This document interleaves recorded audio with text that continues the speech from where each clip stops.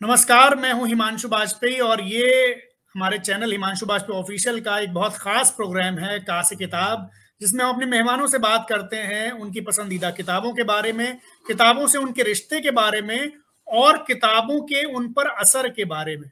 और इस कड़ी में हमारे साथ हैं जाने माने फिल्म इतिहासकार, लेखक गौतम चिंतामणि जी, और आज हम उनसे जानेंगे किताबों के साथ उनके रिश्ते के बारे में। तो बहुत स्वागत है गौतम जी आपका इस शो पर, और बहुत बहुत बहुत अच्छा लगेगा हमें आपसे बात करके। Thank you so much. Gautam ji, मुझे ये बताएं, मैं जो सवाल मैं शुरुआत में पूछता हूं कि हाल फिलहाल में आपने कौन सी किताबें पढ़ी या पढ़ रहे हैं? फिलहाल बिल्कुल मैं एक suddenly I got interested in understanding Narasimha Rao. So Narasimha Rao ji की जो पुस्तक थी अयोध्या, वो मैं रिसर्च के लिए पढ़ रहा था। सो नरसिम्हा राव जी के बारे में पढ़ते पढ़ते उनकी मैंने किताब इनसाइडर पहले पढ़ी हुई थी। सो मुझे थोड़ी सी जिज्ञासा हुई कि चाइना का जो चेंज था, जिससे नरसिम्हा राव जी काफी इसको फॉलो कर रहे थे। सो उनसे उनकी किताब को पढ़ते हुए मुझे लगा कि थोड़ा जानना चाहिए। तो आजकल मैं एक एलेक्स फोगल इतिहासकार हैं, उनकी किताब पढ़ रहा हूँ, डेंग जियोपिंग पे, द ट्रांसफॉर्मेशन ऑफ चाइना। सो बिल्कुल 3-4 दिन पहले ही मैंने शुरू की थी और काफी इंटरेस्टिंग किताब है, बिकॉज काफी रिकॉर्ड्स उन्होंने एक्सेस किए हैं और अपना भी एक व्यक्तिगत जो उनकी जो जो उनकी धारणा रही थी डेंग के बारे में, उसके बारे में उन्होंने काफी खुलासा किया है। तो थोड़ा इंटरेस्टिंग है वो पढ़ने के लिए। तो अभी फिलहाल मैं वही पढ़ रहा था। अच्छा, और इसके पहले क्या पढ़ा आपने? तो आजकल हिमांशु ऐसा है कि मैं 2-3 किताबें एक साथ पढ़ने की कोशिश करता हूँ, क्योंकि मुझे लगता है कि समय बहुत कम है और किताबें बहुत हैं पढ़ने के लिए।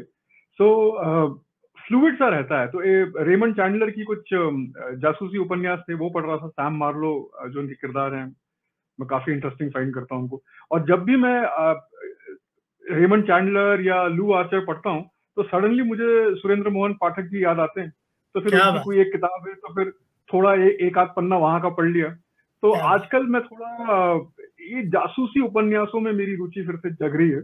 बहुत तो बढ़िया, बहुत बढ़िया। मैकडोनल्ड हो गए, लू आर्चर हो गए, ये 3-4 चीजें पढ़ रहा हूँ। और जॉनथन फ्रैंसन एक अमेरिकी उपन्यासकार हैं, काफी इंटरेस्टिंग किताबें लिखते हैं फैमिली डायनामिक्स पे। तो उनकी एक नई किताब आई है, क्रॉस रोड्स, तो अभी वो पढ़ने का प्लान है मेरा। बहुत बढ़िया, बहुत बढ़िया। तो हम सुरेंद्र मोहन पाठक जी को भी कोशिश कर रहे हैं कि वो काशी किताब में आए, और वो आएंगे तो मैं आपको लिंक भेजूंगा उस प्रोग्राम का।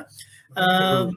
मुझे ये बताएं कि अगर मैं आपसे पूछूं, जितना आपका लिखने पढ़ने का जीवन है, उसमें आपकी सबसे प्रिय किताबें, तो आपको कौन कौन सी किताबें याद आती हैं? और अगर ये बता पाएं क्यों याद आती हैं, तो ये भी बताइएगा।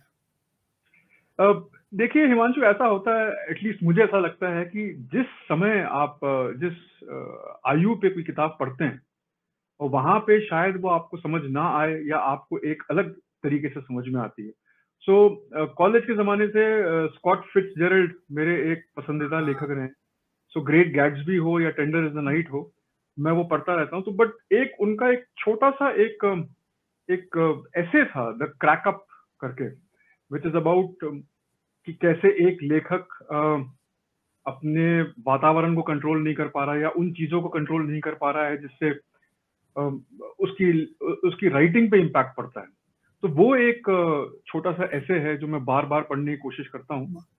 बाकी एक राग दरबारी है, वो पता नहीं क्यों बार बार हर एक साल में एक बार तो आदमी को पढ़ ही लेना चाहिए वो किताब, because it's such a timeless book. और मेरे लिए वो एक बहुत इम्पोर्टेंट डॉक्यूमेंट है, क्योंकि वो एक ऐसे हिंदुस्तान की छवि को दिखाता है जिसको प्रेस और मीडिया ने ज्यादातर दिखाया नहीं था। नहीं और वो एक ऐसी असलियत है जो बहुत लोगों से छुपी नहीं है, बट फिर भी लोग उसके बारे में भूल जाते हैं। सो कुछ कुछ ऐसी किताबें हैं, जैसे ग्रेट गैट्सबी हो गई या राग दरबारी हो गई, जो एक काफी इंप्रेशन छोड़ जाती है माइंड के ऊपर। तो ये कुछ किताबें हैं जो मैं बार बार जाके वापस पढ़ता रहता हूँ। बाकी इतिहास में काफी रुचि है, तो जी जी, सेकेंड आप वर्ल्ड बता वॉर सकते जी। सेकेंड वर्ल्ड वॉर के ऊपर काफी किताबें आती रहती हैं। और ऐसा भी होता है हिमांशु, देखिए, जब कोई हिस्टोरिक इवेंट को आप कवर करते हैं, तो आपका डिस्टेंस कितना है उस इवेंट के साथ, कितना टाइम बीत चुका है, क्या नई बातें हैं जो उभर के आती हैं। तो एक हिस्टोरियन फैलेसी होती है, जो आज की आपकी जो धारणा है उसको आप पास्ट में लगाने की कोशिश करते हैं। सो एक काफी इंटरेस्टिंग एक्सपेरिमेंट बन जाता है जो इतिहास में रुचि रखते हैं, कि ऐसी पुस्तकें पढ़ना जो किसी इवेंट के बारे में तब लिखी गई हो जब इवेंट के इर्द गिर्द हो, या अब लिखी गई हो, तो क्या डिफरेंस रहा है उसमें। तो इसमें खास करके सेकेंड वर्ल्ड वॉर एक ऐसी इंटरेस्टिंग इवेंट है जिसके बारे में मैं काफी पढ़ता रहता हूँ। तो ये किताबें हैं कुछ जो इम्पैक्ट छोड़ जाती है। एंड एक राइटर के लिए जब आप जो चीज लिख रहे हैं, लोग ऐसा कहते हैं कि जब मानते हैं काफी लेखक कि अगर आप एक पर्टिकुलर टॉपिक पे काम कर रहे हैं तो उस टॉपिक की किताबें ना पढ़िए, बिकॉज कहीं ना कहीं वो आप पे इम्पैक्ट छोड़ सकती है। लेकिन मैं ऐसा नहीं मानता। मैं सोचता हूँ कि आपको जितना आप पढ़ सकते हैं, आपको एक पर्सपेक्टिव ही ऐड होता है। और फिर वो जैसे किसी ने कहा है ना कि एवरीथिंग इज अ कॉपी, तो कहीं ना कहीं आप इंस्पायर हो ही जाएंगे। लेकिन बट आपको ये पता होना चाहिए कि what is the field that you are writing about. बिल्कुल। और आपका उससे एक कॉन्फिडेंस भी बनता है, एक आपको कन्विक्शन भी, एक एतबार भी आता है खुद पर भी। आपने राग दरबारी का जिक्र किया। शीलाल शुक्ल जी यहीं लखनऊ में रहते थे, और उनसे किसी ने पूछा, तो पूछा क्या, तारीफ में इंटरव्यू के दौरान इंसान ऐसे कहता है कि राग दरबारी अभी भी प्रासंगिक है, इतने साल पहले लिखी गई थी। तो शीलाल शुक्ल जी ने कहा कि मेरी पीड़ा यही है कि राग दरबारी अभी तक प्रासंगिक है। मैं चाहता हूं कि एक ऐसा भारत बने जिसमें राग दरबारी प्रासंगिक न रह पाए, क्योंकि उसमें जो जिस तरह की विडंबनाओं का और जिस तरह की विसंगतियों का जिक्र है वो बदलती नहीं है हमारे यहाँ, कुछ ऐसा है मामला। तो मुझे उनकी याद आई। और राग दरबारी तो खैर क्या कहें, हम सब उसको जितनी बार भी पढ़े और एक उसमें गहराई है। अच्छा, मुझे ये बताएं गौतम जी कि आप का काम फिल्मों पर है। हमने राजेश खन्ना पर आपकी जो किताब है बहुत जबरदस्त, वो भी देखी। कयामत से कयामत तक खास तौर पर इसलिए वो किताब क्योंकि हम 90s का जो पूरा दौर है उसमें ही खोए रहने वाले, मतलब 90s हमारे ऊपर छाया हुआ है इस तरह से। और 1988 में आई थी कयामत से कयामत तक, लेकिन वो शुरुआत मानी जाती है उस तरह के म्यूजिक और उस तरह की फिल्म जो 90s का पूरा दौर रहा है। तो और फिर आप राजनीति पर भी लिखते हैं। आपकी किताब राजनाथ सिंह की जो जीवनी है, राजनाथ सिंह जी की वो जीवनी, और उसके बाद अभी जो किताब आई है आपकी जो दूसरे कार्यकाल पर है मोदी जी के। तो मुझे ये बताएं कि ये ट्रांजिशन कितना आपके लिए आसान रहा कि एक फिल्म हिस्टोरियन से फिर एक बिल्कुल मेन स्ट्रीम पॉलिटिकल राइटिंग की तरफ आप आए। तो वो कैसे हुआ, और उसके बीच आपको किन किन अनुभवों से गुजरना पड़ा, अगर एक लेखक के बतौर बता पाए। देखिए हिमांशु, ऐसा है कि हमारे देश में खास करके, दुनिया में तो ये चलन है ही है, पर भारत में एक ऐसी बात है कि पॉलिटिक्स और एंटरटेनमेंट, या आप सिनेमा जगत कहें, ये काफी इंटरमिंगल्ड है। वो जैसे आपको याद होगा मैथमेटिक्स में आप सेट डायग्राम्स देखते थे, तो एक सब और सब सेट है। तो हैरत की बात यह है कि मैंने जिन अभिनेताओं पे लिखा है, जैसे राजेश खन्ना जी हो गए, या पिंक जो मेरी पिंक की मेकिंग पे जो मेरी थी, और उसमें अमिताभ बच्चन जी के साथ काफी वार्तालाप रही। तो आप चाहे अमित जी को देखें, और अब मैं विनोद खन्ना पे लिख रहा हूँ, तो अगर आप विनोद खन्ना को देखें तो ये तीनों हस्तियां ऐसी हैं जो पॉलिटिक्स से जुड़ी हैं। और जब राजेश खन्ना जी की बात करते हैं तो बहुत सारे ऐसे लोग हैं जैसे धर्म जी हो गए, या मनोज कुमार, हेमा मालिनी, ये भी कहीं ना कहीं पॉलिटिक्स से जुड़े हैं। सो मेरे लिए फिल्म या पॉलिटिक्स इतना बड़ा डिफरेंस नहीं है, बिकॉज मैं फोकस करता हूँ उस इवेंट पे या उस व्यक्ति पे जिसने समाज पे एक छवि छोड़ी हो। उसकी अगर आप बात करें तो कहीं ना कहीं फिल्मों का अगर जिक्र हो या राजनीति का हो, तो जो एक जनता के साथ आपका कनेक्ट है ये उसको दर्शाता है। सो चाहे फिल्में आपकी हिट हो, या चाहे आपने जो वायदे किए हो सांसद के तौर पे या इलेक्शन के टाइम, और फिर आपने कैसे उन पे डिलीवर किया, ये सारी बातें कहीं ना कहीं सेम रहती हैं। और एक भारत जैसे देश में इमेजिनेशन को कैप्चर करना, लोगों की नस को पकड़ना, वो दोनों बहुत कॉमन है, राजनीति हो गई या फिल्म हो गई। तो मेरे लिए इसमें ज्यादा डिफरेंस नहीं है। एक दिलचस्प बात यह है कि फिल्मों की किताब और राजनाथ सिंह जी की जीवनी लिखने के बीच में मैं एक पुस्तक पे काम कर रहा था, जो अभी भी चल रहा है काम उसके ऊपर। वो कहानी है नौफ मारवाई की। She is a Saudi Arabian woman, and Saudi Arab में उन्होंने योगा का प्रचार किया है, और single handedly she has trained over 10,000 people and she Saudi Arabia first certified योगाचार्य थी, और भारत सरकार ने 2018 में उनको पद्मश्री भी से भी नवाजा था। सो उनकी कहानी लिखते हुए कहीं ना कहीं ये जो पॉपुलर कल्चर है और पॉलिटिक्स का डिफरेंस है मेरे लिए, एंड एज अ राइटर वो बहुत कम हो गया था।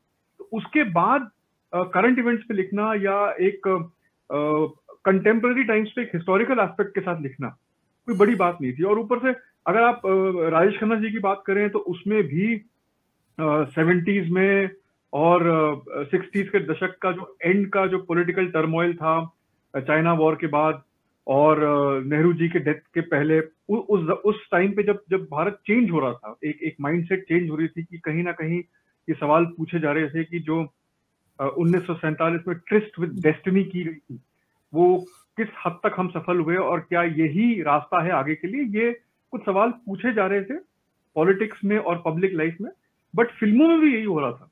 सो वो चेंज को पकड़ना या 1975 का जो इमरजेंसी का दौर था उसको पकड़ना, और फिर अभी राजनाथ सिंह जी की जीवन में जो 80s की यूपी की पॉलिटिक्स है उसके बारे में लिखना, ये कहीं ना कहीं मेरे लिए सेम था। सो मेरा अप्रोच एज अ हिस्टोरियन वही रहा है कि क्या इम्पैक्ट है और क्या इन्फ्लुएंस है इन एक्शंस का उस समय पे, और कैसे आपने उस दौर की नब्ज को पकड़ा और कैसे अपना इंप्रेशन छोड़ा उस दौर के ऊपर। तो ये थोड़ी कॉमन चीजें हैं, तो मेरे लिए इतना डिफरेंस नहीं था to shift from films to politics. नहीं, मेरा सवाल ये इसलिए भी था कि आपने भी ये देखा होगा कि आमतौर पर जो राजनीति पर लेखन जो माना जाता है वो बहुत ही एक हार्डकोर, एक संजीदा चीज मानी जाती है और उसके अपने विशेषज्ञ हैं। और फिल्म वालों को ही राजनीति के जो पहले से जो खिलाड़ी हैं वो बहुत सीरियसली लेते। आपने बड़े डेरोगेटरी शब्द भी सुने होंगे, जो लोग फिल्मों से राजनीति में आते हैं उनको जो पुराने नेता हैं वो किस तरह से कई बार कड़ी हल्की टिप्पणियां कर देते थे, या कई बार लेखन में भी है कि हम ये मानते, हम एक स्टीरियोटाइप बना लेते हैं कि चूंकि ये फिल्म पर लिखते हैं इसलिए राजनीति कैसे लिखेंगे, राजनीति तो हम समझते हैं। तो वो सारी चुनौतियों को ध्यान में रखते हुए हमने ये सवाल पूछा था कि वो शिफ्ट कितना आसान होता है। वो तो जाहिर सी बात है कि आपने जो काम किया है वो दोनों जगह मजबूत काम किया। मुझे एक वाकया याद आ गया कि जब राजेश खन्ना को फील्ड किया गया था 1991 में दिल्ली से, तो खुशवंत सिंह जी ने एक लेख में लिखा था कि एक जोकर को खड़ा किया है। तो मैं आपकी बात समझ रहा हूँ।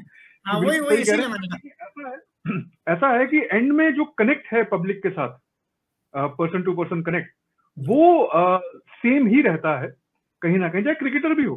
तो ये कहना कि कोई किसी फील्ड का दिग्गज है और वो जब दूसरे फील्ड में जाएगा तो शायद वो उस तरीके का काम ना कर पाए जो एक्सपेक्टेड हो, और ये रहा है। अगर आप पॉलिटिक्स में एंट्री देखें फिल्मी जगत के लोगों की, तो एक गोविंदा का एग्जाम्पल रहा है, एक रेखा का एग्जाम्पल रहा है।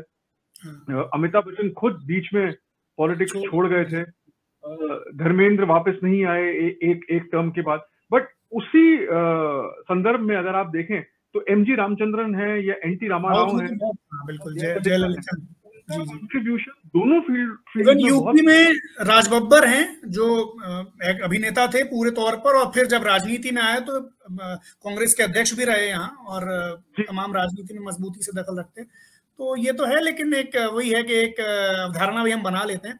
अच्छा, मुझे ये बताएं कि मैं राजनीति वाली किताबों पर तो बाद में आऊंगा आपकी, लेकिन चूंकि राजेश खन्ना का जिक्र हुआ, हम लोग ये पढ़ते सुनते हैं कि वो पहले सुपरस्टार थे और ये जो सुपरस्टार का पूरा चलन है ये उनसे शुरू हुआ। आप जब अपनी किताब लिख रहे थे तो आप ऐसे कुछ वाकयों के करीब जरूर आए होंगे जो ये बताते हों कि राजेश खन्ना होना उस दौर में क्या था, पॉपुलैरिटी के लिहाज से या स्टारडम के लिहाज से। अगर उसका कोई वाकया शेयर कर सकते हो तो बड़ा, जो किताब में भी आपने लिखा है, किताब में ना भी लिखा हो तो आप बताना चाहिए। तो हिमांशु, वो राजेश खन्ना पहले सुपरस्टार थे, ये एक प्रेस की धारणा थी। राजेश खन्ना से पहले भी बहुत बड़े सुपरस्टार रह चुके हैं, चाहे अशोक कुमार हो, देव आनंद, दिलीप कुमार, मधुबाला, बीना कुमारी, और उससे पहले अगर आप 1930-1940 के दशक में देखें तो केएल सहगल हो गए या कानन देवी हो गई, बहुत बड़े स्टार्स रहे। लेकिन इस तरीके का इम्पैक्ट कि एक 3 साल के अंतराल में 16-17 सुपरहिट फिल्में एक के बाद एक आना, ये कहीं ना कहीं इसने पूरे खेल को पलट के रख दिया था।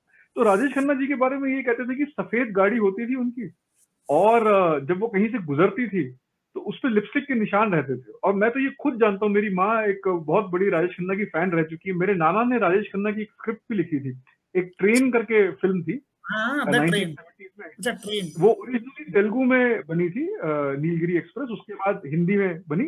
तो फर्ज जो जितेंद्र की पहली सुपर हिट फिल्म थी, और ट्रेन जो राजेश खन्ना की पहली हिट्स में से थी, वो दोनों मेरे नाना की ओरिजिनल स्क्रिप्ट हैं।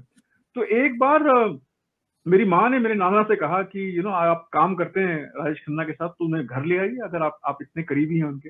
तो उन्होंने राजेश खन्ना जी से बात की कि यार तुम शाम को जरा घर आ जाना, एक बार मेरी बेटियां तुमसे मिलना चाहती हैं।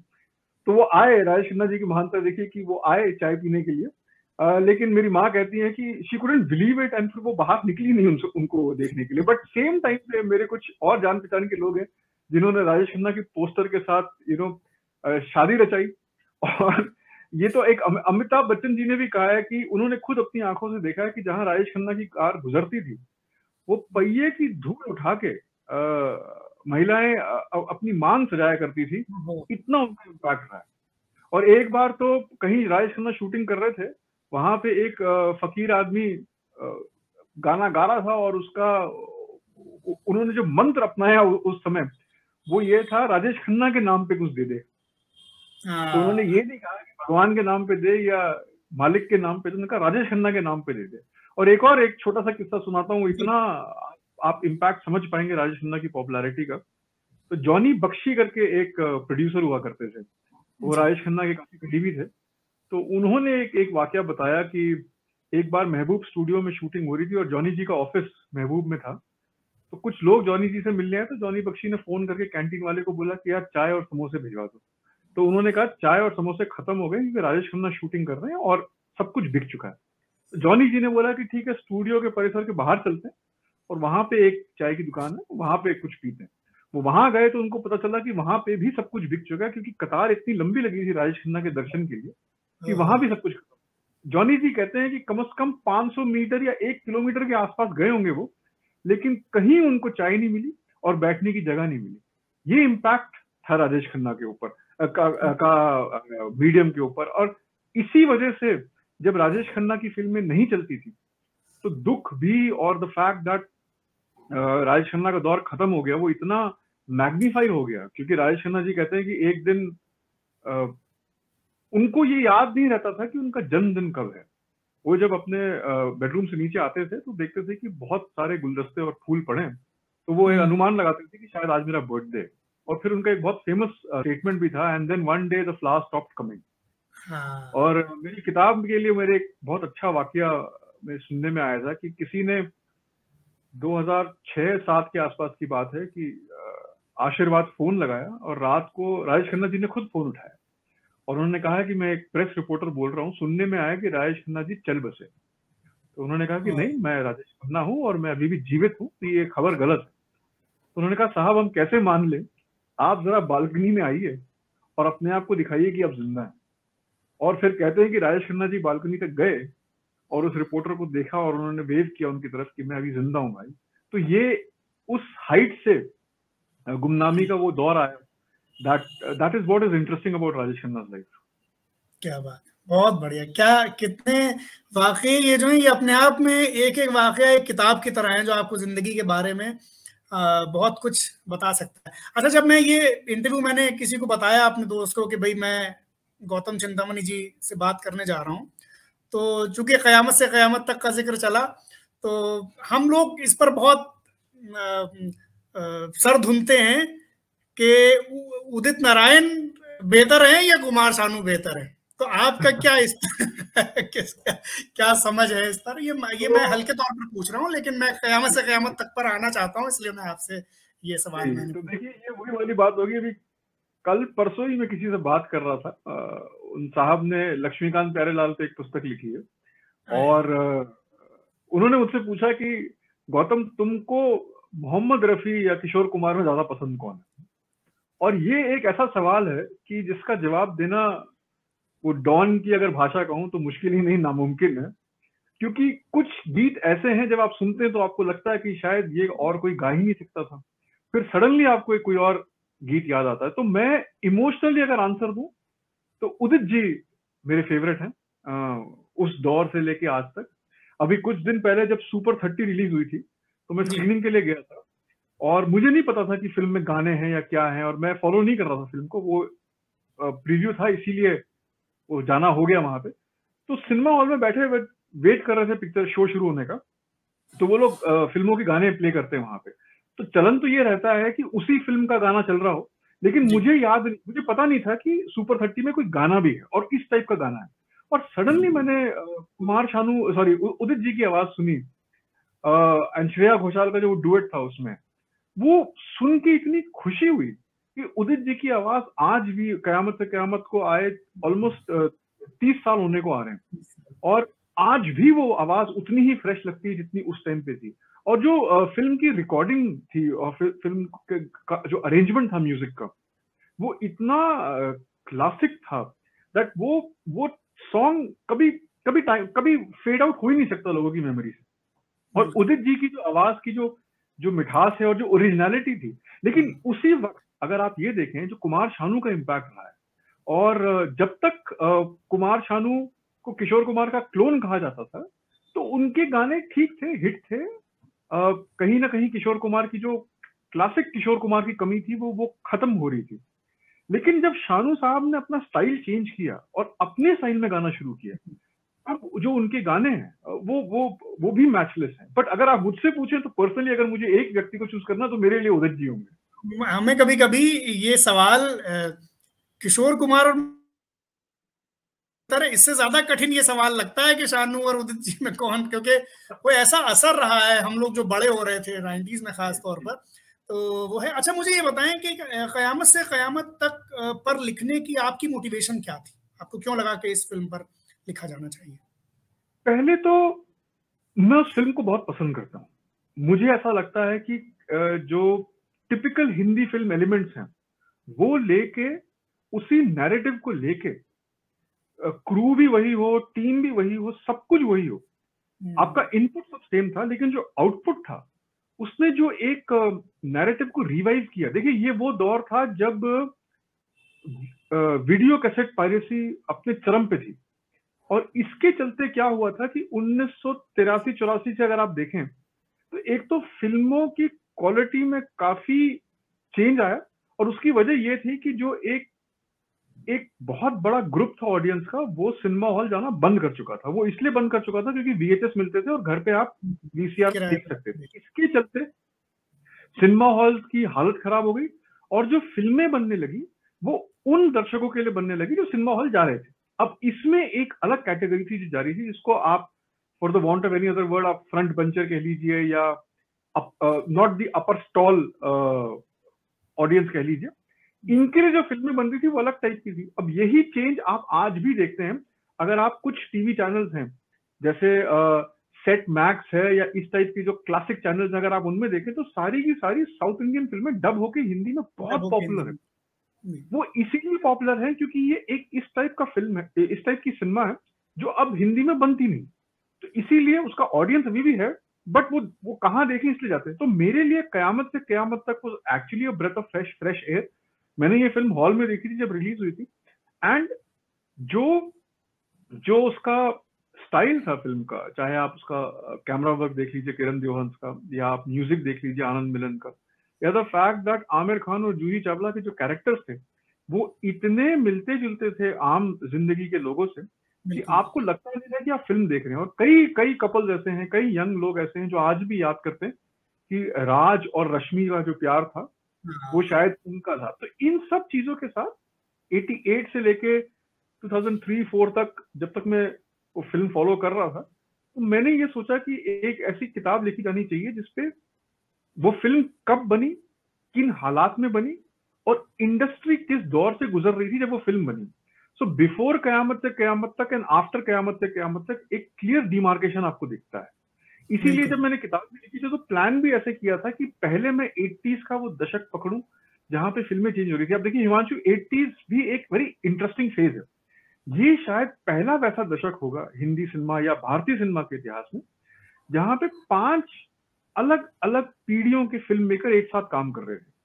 आप देखें चेतन आनंद, राज कपूर और आत्माराम, विजय आनंद, जिन्होंने 1940-50 के दशक में अपना करियर शुरू किया, वो फिल्में बना रहे थे। आप देखें तो ब्रिज, सदाना, मनमोहन देसाई, प्रकाश मेहरा, ये फिल्में बना रहे थे। जो यंग फिल्म मेकर्स थे उस टाइम के, चाहे सुभाष घई हो, राहुल रवेल हो, वो फिल्में बना रहे थे।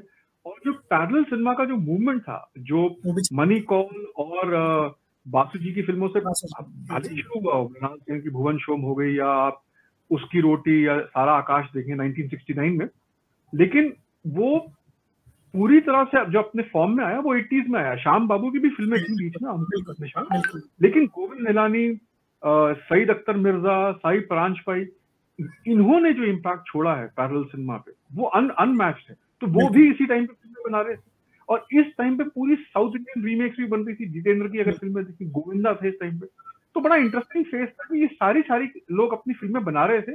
इनके लिए एक डेडिकेटेड ऑडियंस थी और इनकी फिल्में चलती भी थी। फिर क्या वजह थी कि 83-84 के बाद फिल्मों का स्तर गिरा, और फिर 88 पे ही वो कयामत से कयामत आई, वापस चेंज हुआ। तो ये भी एक सोशियोलॉजिकल एक्सपेरिमेंट के तौर पर मैं देखने की कोशिश करता हूँ। मंसूर खान मेरे, I think Mansoor is a fantastic story teller. बहुत लोग कहते हैं कि उनकी फिल्में प्रेरित हैं, वैसे बहुत लोगों की होती है, लेकिन उसको एक भारतीय ढांचे में ट्रांसफॉर्म करके इस तरीके से बताना तो बड़ी इंटरेस्टिंग थी। और मेरे लिए बहुत my personal favourite experience of writing books was Qayamat Se Qayamat Tak, because I got to speak to everybody of that crew, तो चाहे मंसूर हो या जूही हो, आमिर हो, उदित, आनंद मिलन, किरण देओहन, जफर सुल्तान जो फिल्म के एडिटर थे, मजरू साहब, शायद मजरू साहब तो पहले चले गए थे शायद उनसे। जी, मजरू साहब का देहांत हो चुका था, बट उनकी जो पुत्र थे अंजलि, उनसे मेरी काफी बात हुई थी। जी अंजित साहब से हम वहाँ दुबई में मिले थे। एक मुशायरा था जो मजरू साहब को नजर था उनकी, तो उनके नाम पर, तो वहाँ थे। और मुझे भी ये लगता है कि कयामत से कयामत तक की जो खास बात है वो जो उसका एक युवा तेवर और एक यंग, जो आपने फ्रेश एयर की बात की, जो एक ताज़ा हवा की तरह वो फिल्म आई, और गाने भी उस तरह से और म्यूजिक भी और सब कुछ इतना सूदिंग था ना उस फिल्म में कि वो 90s का गेटवे हम उसको इसीलिए कहते हैं कि वहां से एक पूरी धारा बदल गई। और फिर वो एक दौर शुरू हुआ जिसमें अच्छी मेलोडी आई और अच्छी कुछ ताज़ा कहानियां आई, तो वो एक चीज वहां से रही। अच्छा, मुझे ये बताएं कि ये तो फिल्मों की बात हमने की, विनोद खन्ना साहब पे जो किताब है आपकी, वो जो आने वाली है, उसका मुझे बहुत इंतजार है, क्योंकि मेरे बहुत पसंदीदा हैं वो। और अब मैं थोड़ा सा इस पे आता हूँ, ये जो आपने राजनीतिक लेखन जो किया है, इसमें जाहिर तौर पर सवाल, हालांकि किताबों से रिलेटेड है ये पूरा मामला, लेकिन जो कि किताब आपकी उस पर है, इसलिए मैं एक सवाल ये पूछना चाहूंगा कि अभी जो आपकी किताब आई, सेकंड जो टर्म है सरकार का, उस पर जी अच्छा, राजनाथ सिंह जी हमारे सांसद हैं लखनऊ से। आप मुझे ये बताएं कि राजनाथ सिंह जी तो पुरानी भाजपा, यानी जो अटल जी की भाजपा है, उस पे अटल जी के करीबियों में थे, वो उस भाजपा की भी एक तरीके से नुमाइंदगी करते हैं। और ये जो भाजपा है, जिसको हम नई भाजपा मान सकते हैं या मोदी जी की भाजपा मान सकते हैं, इसमें आप उनकी मौजूदगी खासतौर पे अगर दूसरे टर्म के हिसाब से देखें तो किस तरह देखते हैं राजनाथ सिंह की? राजनाथ जी का जो प्रेजेंस है, देखिए पहली बात तो अगर आप बीजेपी की बात करते हैं तो एक कार्डर बेस्ड पार्टी है जो समय के साथ बदलती रहती है। तो मुझे ऐसा लगता है कि अटल जी और आडवाणी जी की भाजपा से लेके आज जो जेपी नड्डा की भाजपा है, उसका जो ट्रांसफॉर्मेशन रहा है वो ट्रू टू इट्स रूट्स रहा है। उन्होंने कुछ ऐसा चेंज नहीं किया कि आप उस भाजपा और इस भाजपा को पहचान ना पाए, पर ये एक अलग बात है। राजनाथ सिंह जी की अगर आप बात करें तो I think he continues to be one of the most important figures, not just in the party but also in the government. So दोनों टर्म्स में अगर आप देखें, so जो उनके पोर्टफोलियोज रहे, जिस तरीके से उन्होंने काम किया है, it's been one of the most fascinating journeys to see. और राजनीति जब मैं किताब लिख रहा था तो तब तक वो गृह मंत्री थे, तो जो होम मिनिस्ट्री का काम था, और 2014 से 2019 का अगर आप समय देखिए, जो इंटरनल सिक्योरिटी थी देश की, उसमें काफी बदलाव आया था, और एक a very strong foundation was laid. So ये राजनाथ सिंह जी की पर्सनल कंट्रीब्यूशन इसमें काफी हद तक रही है। सो आज भी मैं ये मानता हूं कि that when it comes to the government, he is one of the most important and rational voices. So उनको अलग देखना तो ये एक गलत बात होगी, बिकॉज उनका जो कंट्रीब्यूशन रहा है वो not just in in his portfolio but overall भी राजनाथ सिंह जी का कंट्रीब्यूशन अनमैच्ड एंड अनपैरेलल्ड है। तो he continues to be one of the most stalwart in the right sense of the word. तो ये जो सेकंड टर्म पे जो मेरा फोकस है, वो एक तो मोदी सरकार के सेकंड टर्म का मिड पॉइंट आ चुका है, उसमें क्या उपलब्धियां रही हैं उनकी और क्या चैलेंजेस हैं। 2019 के बाद से लेके अब तक बहुत बड़ा बदलाव आया है दुनिया में।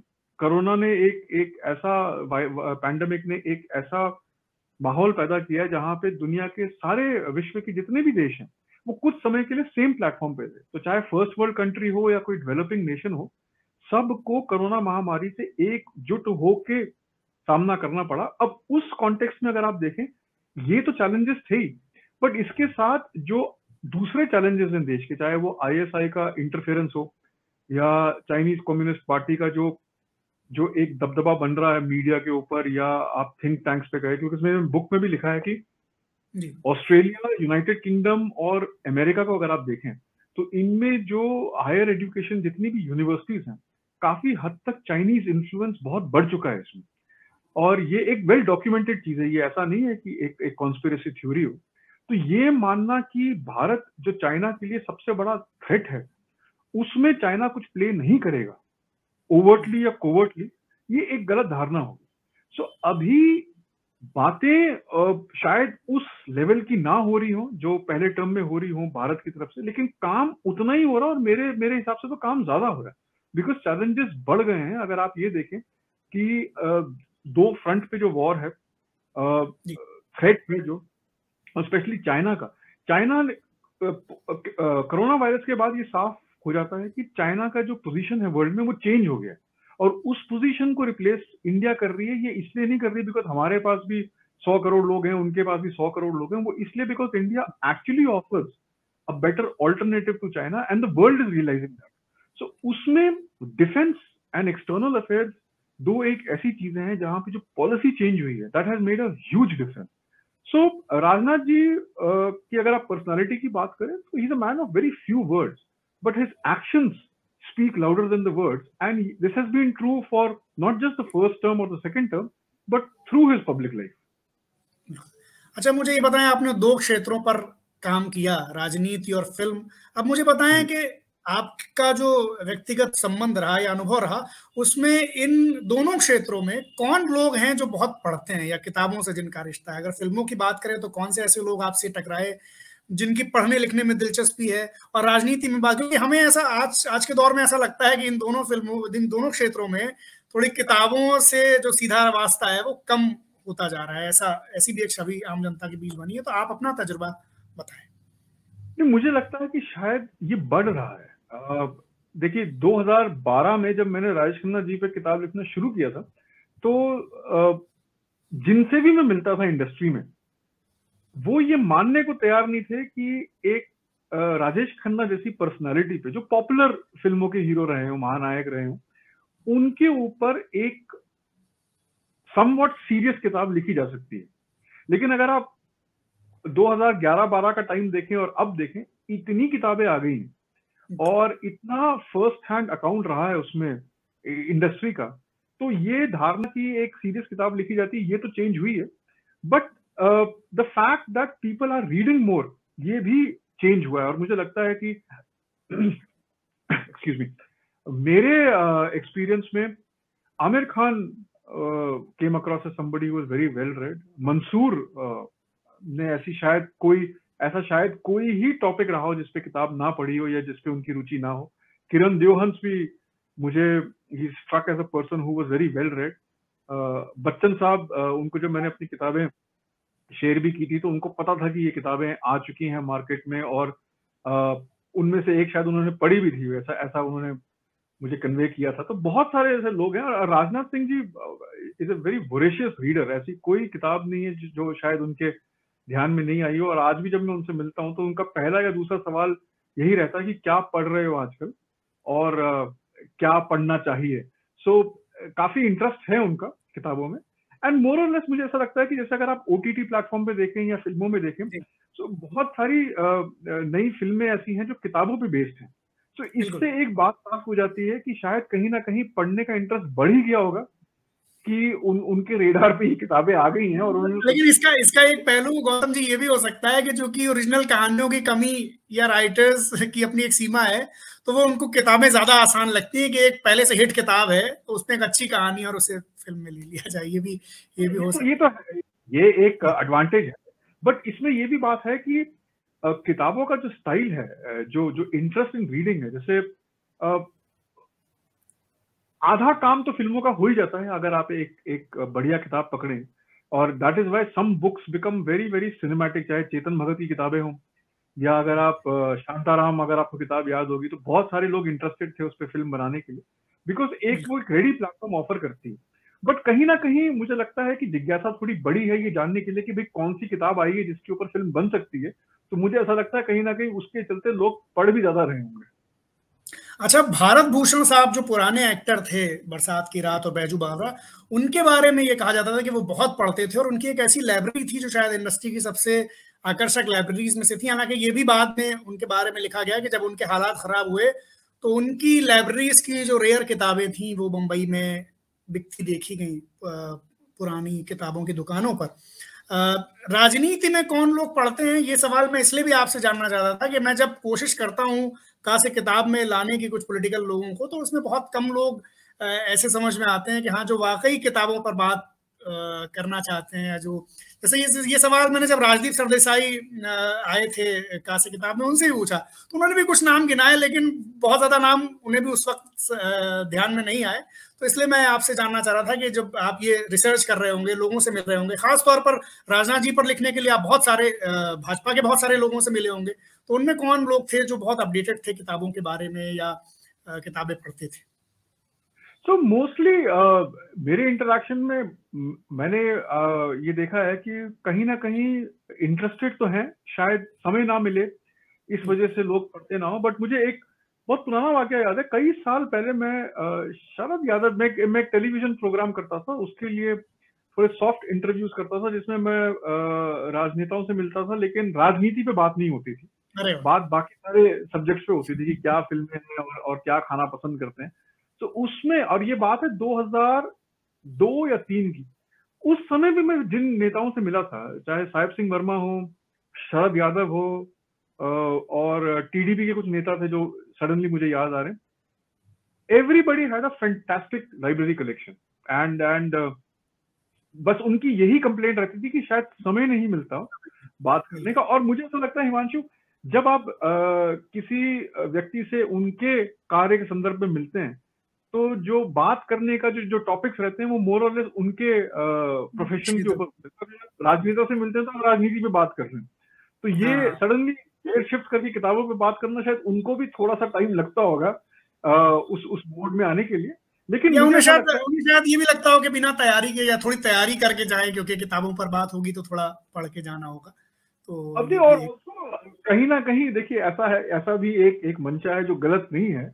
वो ये है कि अगर आप मीडिया से बात करें तो कहीं ना कहीं मीडिया मुद्दे को छोड़ के करंट इवेंट्स पर आपकी राय ज्यादा जानना चाहती है।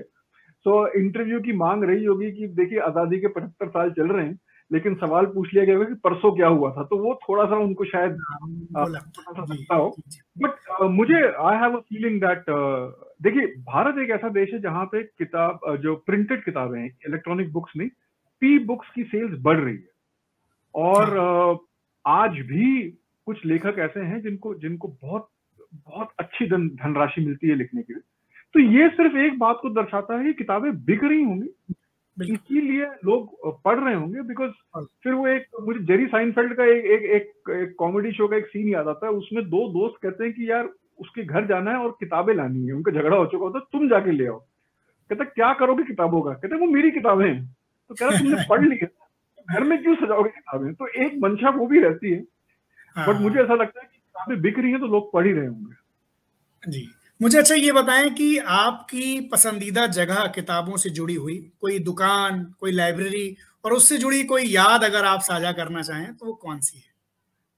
तो कुछ बुक शॉप्स ऐसी हैं which have survived the time and also कई अलग अलग दौर से गुजर के सर्वाइव कर चुके। तो मिडलैंड दिल्ली में एक जो हौस खास में बुक स्टोर है, वो one of my favourite book store है।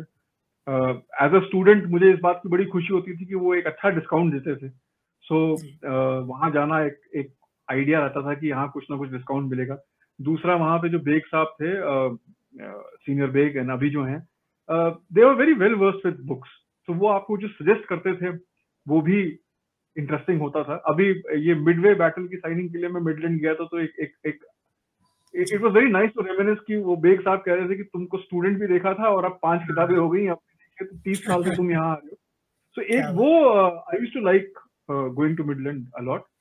फैक्ट एंड फिक्शन करके दिल्ली में वसंत विहार में एक बुक शॉप हुआ करती थी जो कुछ साल पहले बंद हो गई। वहां भी कलेक्शन, वहां आपको कोई डिस्काउंट नहीं मिलता था। और वहां पे जो ओनर थे mister Ajit, he was notorious for speaking his mind. तो आप सवाल जो भी पूछे, जो उनके मन में जवाब था वो वही देंगे। लेकिन उनका जो सिलेक्शन प्रोसेस था बुक्स का, वो अनमैच्ड है, वो आपको और कहीं नहीं मिलता। मेरे फादर आर्मी में थे, so we grew up all over the country. तो मेरी जो इनिशियल पढ़ाई एजुकेशन है वो इलाहाबाद में थी। तो इलाहाबाद में A.H. व्हीलर हुआ करते थे उस टाइम पे। So that used to be a very good book store memory के हिसाब से भी। मेरी सारी जो पहली टिंटिन और एस्ट्रिक्स और चाचा चौधरी और बिल्लू और रमन की जो पूरा कलेक्शन था वो वहीं से आया था। सो कुछ ये स्टोर्स हैं which stick in your mind. And कहीं ना कहीं जो लाइब्रेरी, आर्मी लाइब्रेरीज बहुत याद है मुझे। देवलाली करके एक जगह है नासिक के पास, महाराष्ट्र में। वहां पे जब स्कूल ऑफ आर्टिलरी की जो आर्मी लाइब्रेरी खुली थी, तो उस टाइम पे जब उसको रिवैम्प हुआ था, तो मुझे आज भी याद है कि मेरे फादर का कार्ड नंबर 54 था।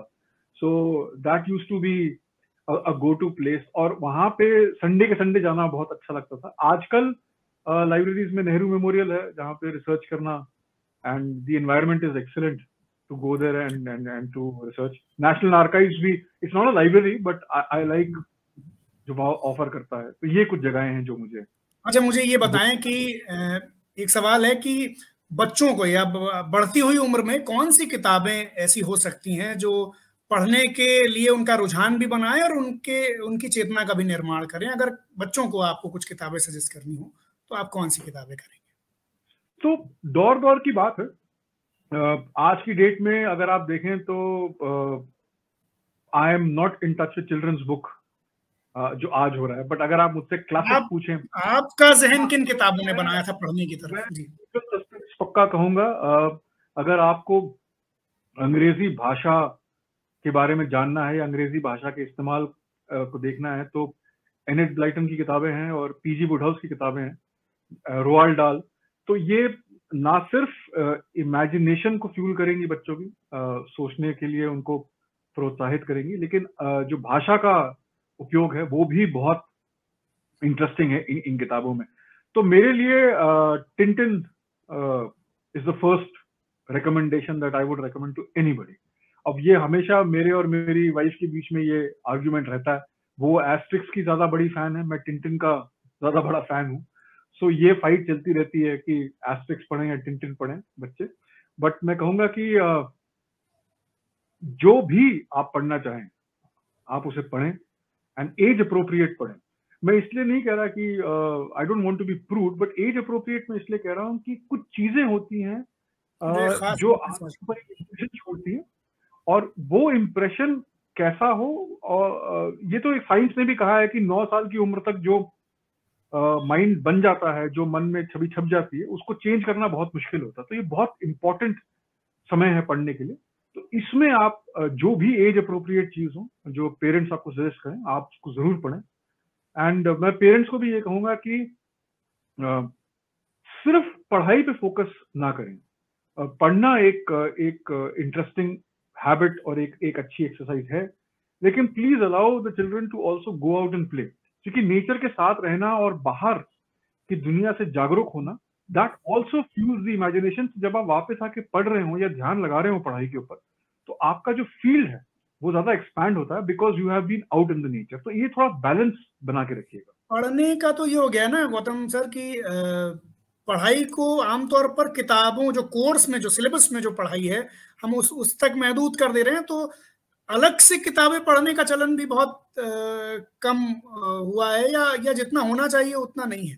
तो मुझे ऐसा लगता है कि पढ़ा वो तो बात है जी। आपकी बात सही है, थोड़ा कम हुआ है बिकॉज जो पढ़ाई का इतना दबदबा हो गया कि जो प्रेशर भी जो हो गया है ना उनके ऊपर, एक कंपटीशन की जो एक चीज, तो बाकी समय मिलता है उसमें आप जो एक्चुअली रिलैक्सेशन की बात करते हैं, तो चाहे वीडियो गेम खेल लिया या आईपैड देख लिया या कुछ टीवी टूवी देख लिया, उस पर फोकस ज्यादा रहता है बिकॉज पढ़ाई के बाद पढ़ने को वो शायद एक ऐसी एक टीडियस एक्टिविटी समझते हैं।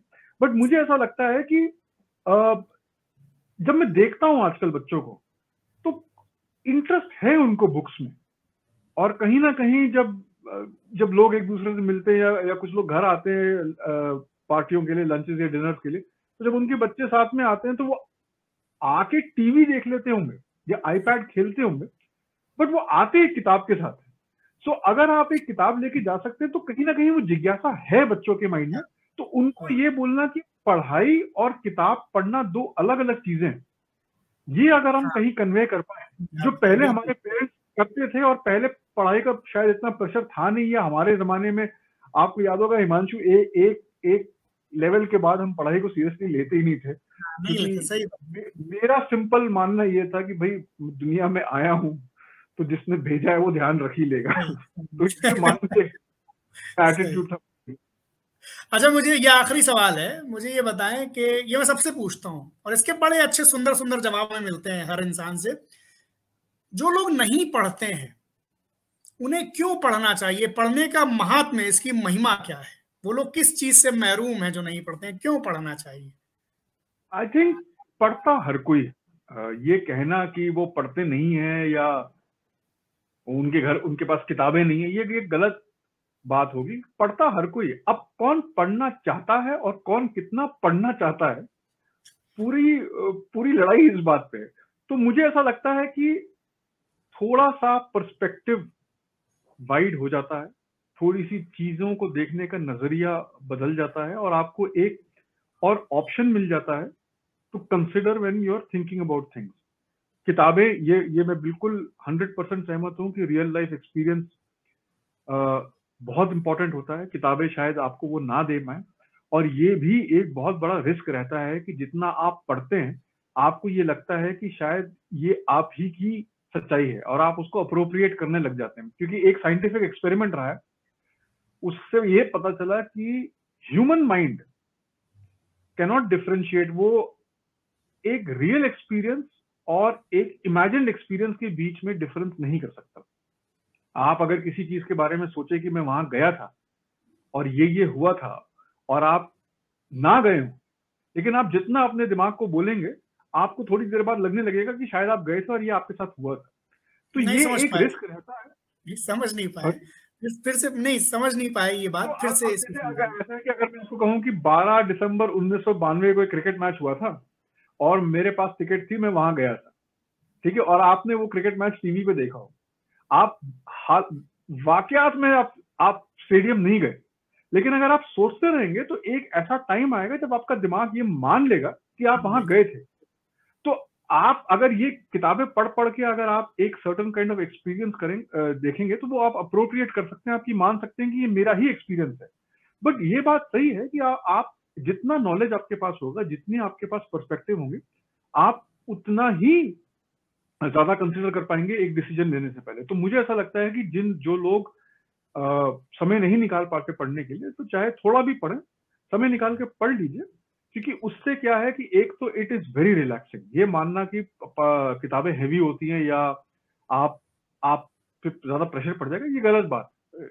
Reading is a very relaxing exercise, और आपका पर्सपेक्टिव चेंज हो सकता है, पर्सपेक्टिव थोड़ा ब्रॉड हो सकता है। तो मुझे, जो लोग समय नहीं निकाल पा रहे हैं, मैं उनके लिए यही कहूंगा कि प्लीज थोड़ा समय निकालें, चाहे 1 पेज पढ़ें, 10 पेज पढ़ें, बट थोड़ा बहुत पढ़ लीजिए तो बहुत रिलैक्स भी फील करेंगे और पर्सपेक्टिव भी चेंज हो जाएगा।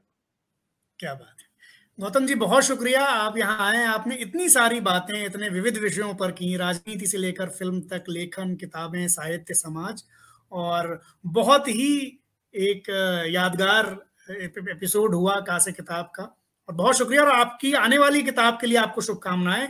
हमें इंतजार है कि विनोद खन्ना साहब पर जो किताब आई है और जो किताबें जिन पर आप काम कर रहे हैं उनका भी इंतजार है। शुक्रिया। बहुत बहुत धन्यवाद हिमांशु, बहुत बढ़िया लगा आपसे बात करके, and I wish you all the luck. And बहुत ही बढ़िया प्लेटफॉर्म है आपका, क्योंकि देखने को तो बहुत कुछ है इंटरनेट पे, लेकिन किताबों के इंटरव्यूज और सिर्फ किताबों पे जो आपको पसंद हो बहुत कम है। तो आपका शो मैंने 1-2 एपिसोड्स देखे हैं, I will be very regular on it. मैं ये आपसे वादा करता हूँ। बहुत बहुत धन्यवाद। शुक्रिया, और बहुत जल्दी हम लोग मिलेंगे। नमस्कार, थैंक यू।